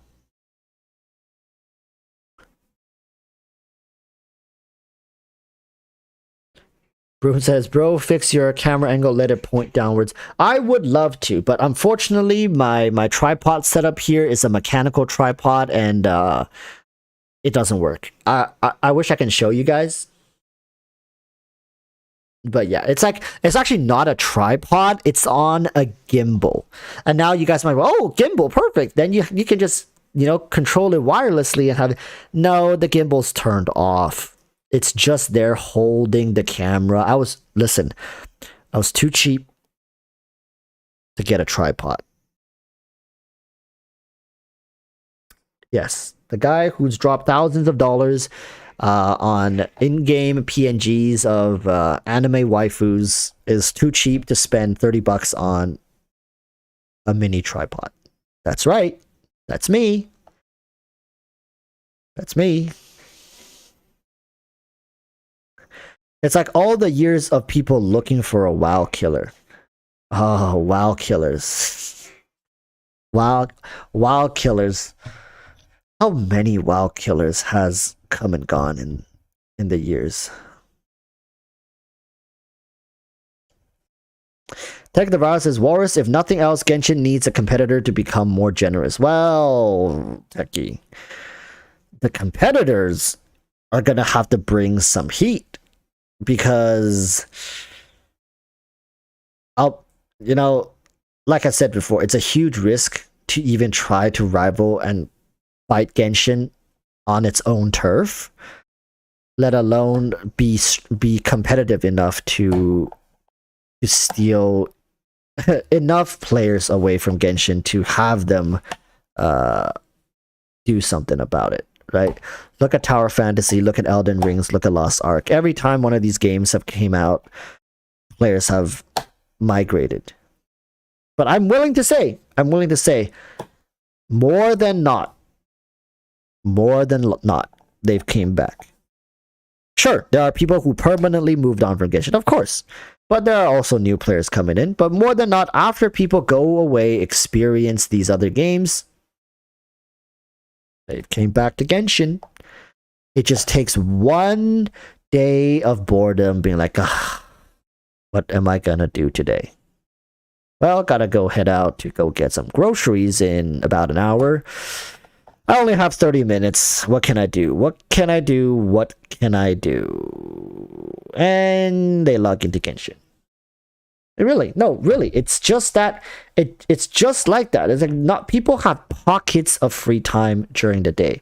Like it's very rare when you're in your 30s and 40s that you can sit down without anything interrupting you for like 2-3 hours. Very difficult. It could be a phone call, it could be, you know, your spouse wanting help with something, it could be prearranged commitments that you have to go to, it could be work, right? It could be errands that you just have to run, like heading to the bank, you know, go pick up something from the mailbox.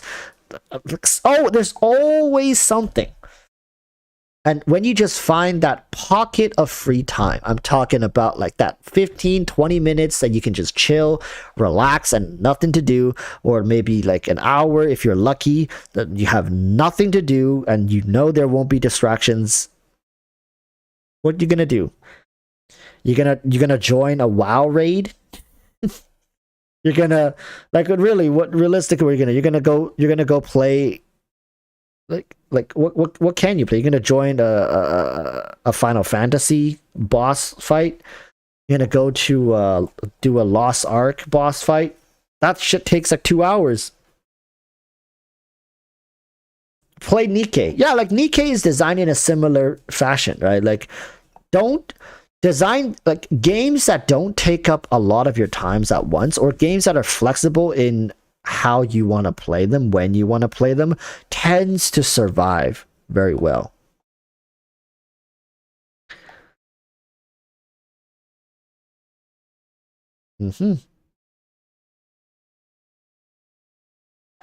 Lord of Sloth 99 says, so many people don't understand the value of a low commitment game. Yes, because I think these games, low commitment games, like, yes, we say they respect our time, but it's more like they respect our schedule, right? Games that force you to play an hour, 2 hours a day, being like, oh, to fulfill all the daily requirements, you got to do this. Games like that, they don't respect your schedule. They may respect your time, but they don't respect your schedule. And I think nowadays, really, especially the people who play games since they were young are all growing up now. They have lives that they need to attend to. So we need games that respects our schedule, not our time. They're not the same. Respecting our schedules means that they will give us pockets of windows of time to complete the tasks that they deal us, or just don't deal us tasks to begin with. Leave the game open-ended. Leave the game, like, allow me to not log in for a day or two and still let me, you know, reap the benefits of the rewards. I think Tower Fantasy tried to do that, but the game in of itself was just too grindy.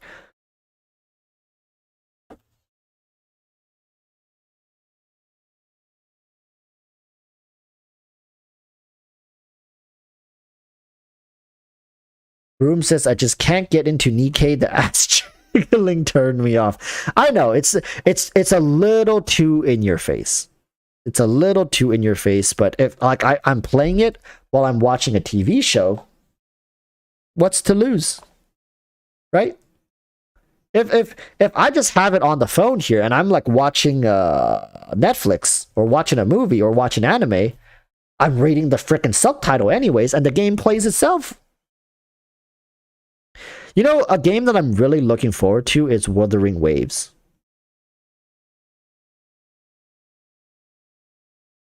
Wuthering Waves is something that I'm looking forward to. I want to try to get into the beta, but I don't know if I can. So if one of you guys get into the beta, isn't Wuthering Waves released? Wait. No. Wait.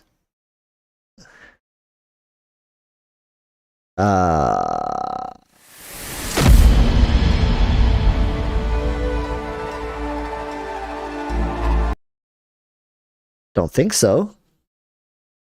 No, it's not released yet. I think Wuthering Wave is gonna be like a good mixture between the Souls game and Genshin. Like, look at this and tell me it doesn't look epic AF. Like, I think Wuthering Waves, when it comes to visually, it's very stunning, right? It in ways it rivals Genshin visually. Now, when it comes to game polish, I don't know because it's not out yet, but I would want to think that this game, if there is a game that can maybe edge themselves into Genshin, they can't beat Genshin on all fronts, but maybe beat them on a couple. When it comes to combat, is Wuthering Waves going to be a better combat system than Genshin? And if you combine a better combat system with more target towards endgame and combat, right, events and whatnot, and maybe that's enough to shave off enough people. Because I feel like with the like, especially the vocal online people, because like I've said in the past, a lot of people who play Genshin don't even interact online. They just play offline by themselves. Sure, you know, it's not to HoYoVerse's benefit if you don't promote their game and talk about it online and get, you know, get clout, but at least you're a number in the matrix, right? you're a number, and that they can leverage that. But if they bleed away the players who are online, who are also very vocal, like big content creators who want this kind of stuff, they leave for Wuthering Waves. And, you know, like the hundreds of thousands that watch them also leave for Wuthering Waves. Who knows? So maybe that's enough for HoYoVerse. But then again, HoYoVerse might be like, we've made our money. We don't care. We'll just keep doing our thing. We anticipated this decline. It's fine. But then by then, I think most people would have moved on to another game, and they're also okay with it because people just want something to do. Right now, it's just, there's not that many things to do, and the only things they do right now is Genshin, and they've committed so much to it. They just wish that it was a little better and catered towards their liking. That's it. Which game is that? This is Wuthering Waves.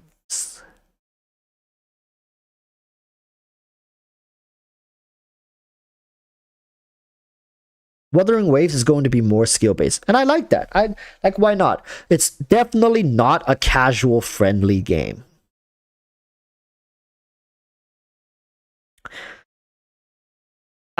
There's no way in hell Wuthering Waves is going to be a casual friendly game. It seems very reaction focused. It seems very fast paced, combo based. So for people who like playing combo games, like fighting games, I think this is going to be one of the top choices. It incorporates waifu meets Dark Souls from what it seems like. Like, I don't know if the video is going to show you here.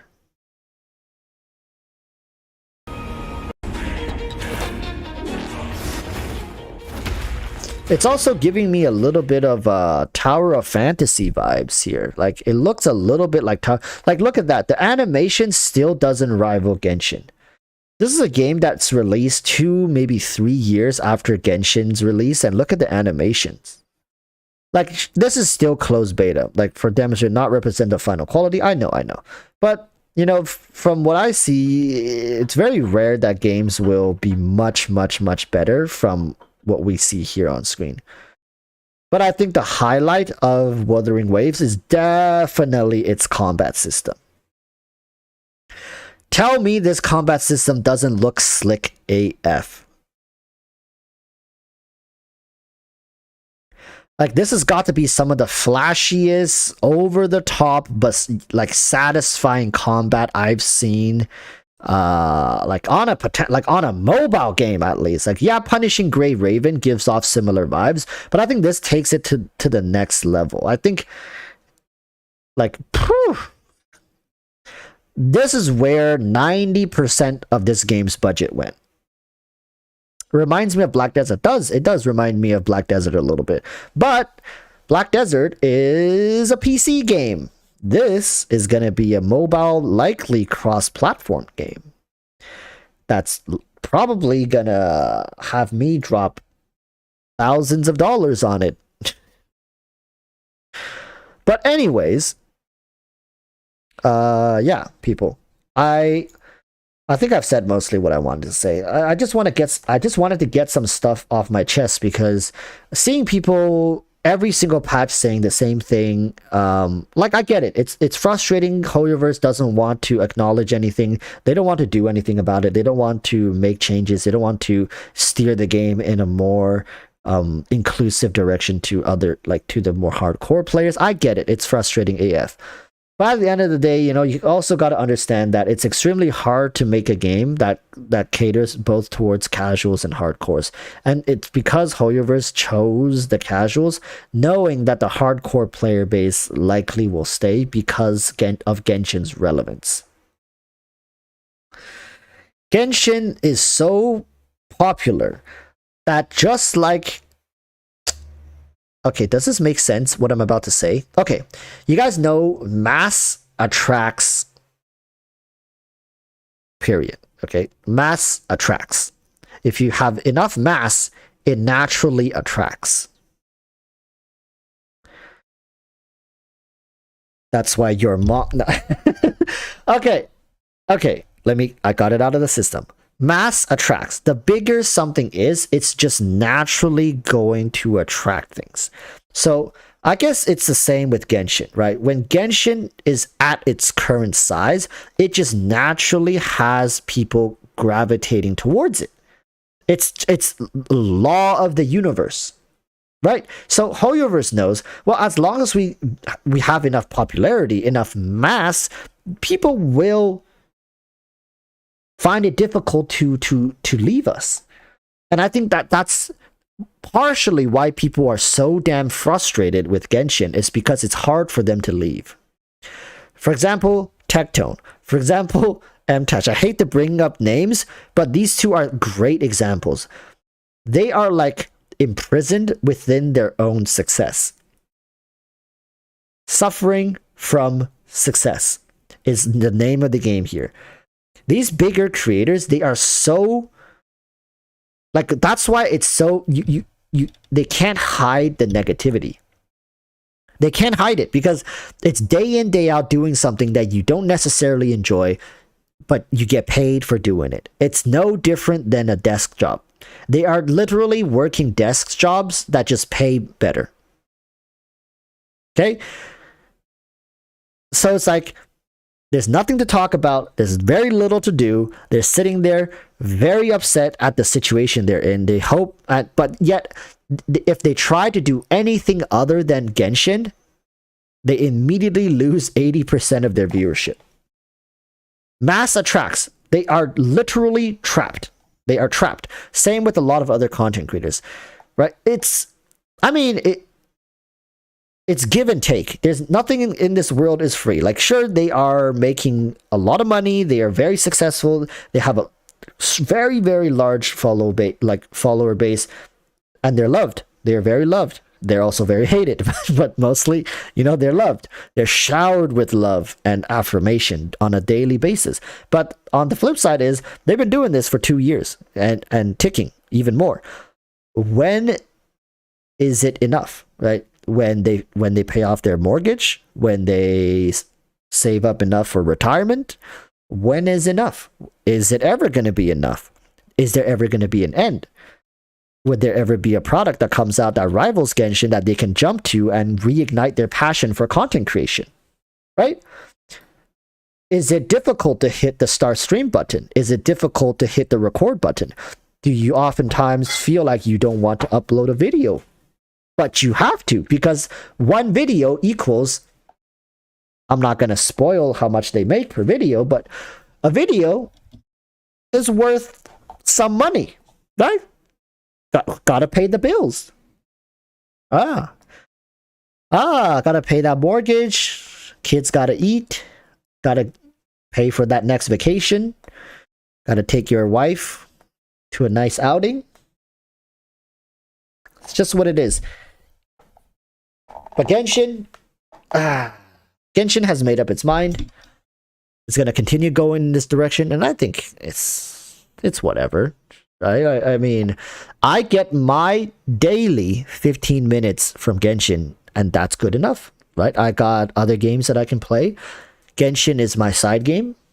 I just happen to have like a semi successful YouTube channel for it that I have people that I can bounce ideas off of, which to me makes me feel less lonely on a daily basis. So why not? You gotta take Beluga Chan out somehow. Take her out. Like like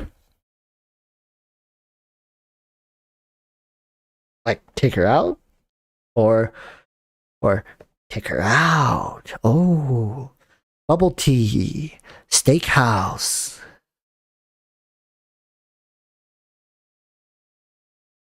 No steakhouse for you. Yes, steakhouse for you, but no bubble tea for you. You get cheesecake and bubble tea, but then no cheesecake.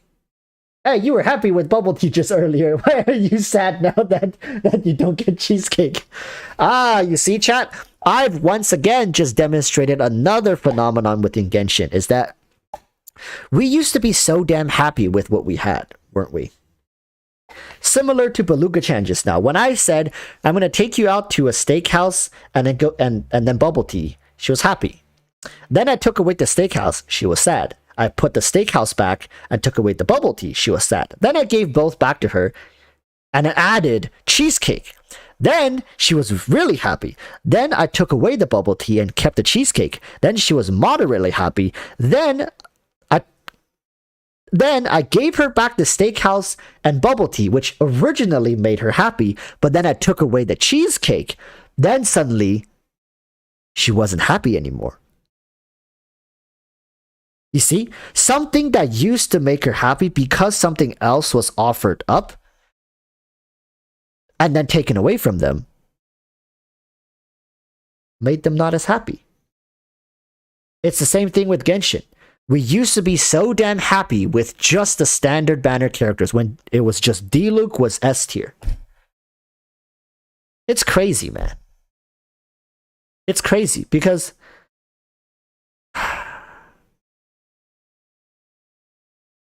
what happened to us? You know, what happened to the days where Bennett was C tier, Xingqiu was C tier, Diluc was S tier? Oh, she farted.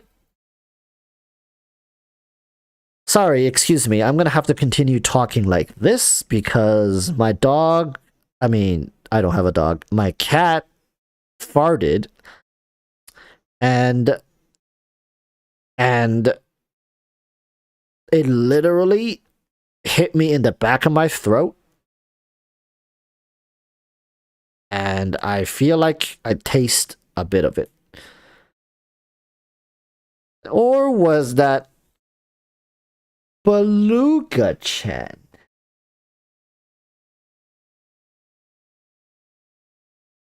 Jabba じゃないでしょ。あんたでしょ。I smell broccoli. Aerated. Lift it up. Carrots. Doubanjan. Herbal tea.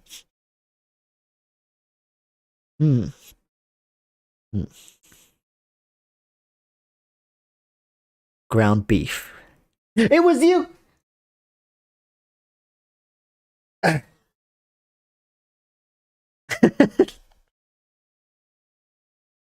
Okay. Yeah, I'm gonna end the stream on that high note.